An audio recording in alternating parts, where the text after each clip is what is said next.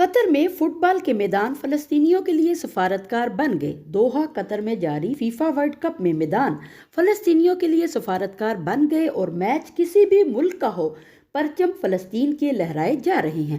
دنیا بھر سے فٹ بال کے عالمی مقابلے دیکھنے کے لیے آنے والے شائقین کھیل کے میدانوں میں فلسطینی پرچم لہرا کر مظلوم فلسطینیوں سے اظہار یکجہتی اور قابض اسرائیل کے خلاف اپنے رد عمل کا اظہار کر کے فلسطینیوں کو دو ٹوک پیغام دے رہے ہیں۔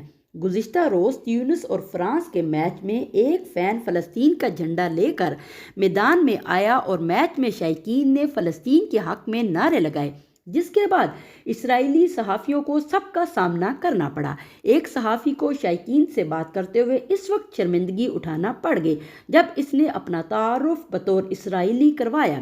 شائقین نے بھی اسرائیلی صحافیوں کو دھتکارتے ہوئے دو ٹوک بتا دیا کہ اسرائیل نہیں بلکہ فلسطین ہی حقیقت ہے۔